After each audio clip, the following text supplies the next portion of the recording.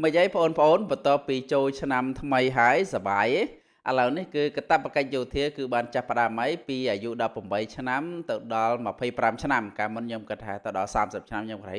ប៊ីសនឹងខ្ញុំអាចចូលធ្វើតបដែរប៉ុន្តែឥឡូវនេះគឺអត់ទេខ្ញុំឮថាចុះមកដល់ត្រឹម25ឆ្នាំអញ្ចឹងបងប្អូនពី18ឆ្នាំទៅដល់25ឆ្នាំសូមត្រៀមខ្លួនជាពិសេសយុវវ័យក្មេងៗដែលជាពិសេសគឺប្អូនប្រុសៗគឺត្រៀមខ្លួនឲ្យបានមែនទែនកម្លាំងកាយកម្លាំងចិត្តគឺសាកមើលទៅធ្វើទាហានទៅធ្វើទ័ពប្រមាណរយៈពេល24ខែមើលថាតើ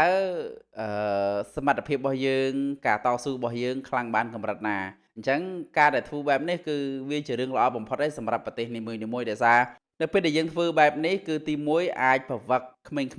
មានន័យថាលុតដំឲ្យក្មេងៗមានវិន័យកុំឲ្យល្បាតល្បាយដូចរាល់ថ្ងៃពេកអញ្ចឹងកាលណាធ្វើបែបហ្នឹងទៅក្មេងៗគឺមានវិន័យក្មេងៗស្គាល់ភាពឈឺចាប់ក្មេងៗស្គាល់ពីភាពលំបាកហើយអញ្ចឹងគឺតែពិតទៅច្បាប់ហ្នឹងគឺគេចេញយូរណាស់ហើយប៉ុន្តែគ្រាន់តែយើងអត់ទាន់បានអនុវត្តឥឡូវនេះគឺចាប់ផ្ដើមអនុវត្តហើយសង្ឃឹមថាក្មេងៗទាំងអស់គឺ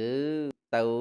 កន្លែងហ្វឹកហាត់ឲ្យបានគ្រប់គ្នាជាពិសេសគឺអាយុ18ឆ្នាំទៅដល់25ឆ្នាំវីដេអូហ្នឹងមានតែប៉ុណ្្នឹងទេអ្នកទេកុំភ្លេចទៅជួយ like share និង subscribe អ្នកមួយផងអរគុណច្រើនចាំជួបខ្ញុំវីដេអូក្រោយបាយបាយ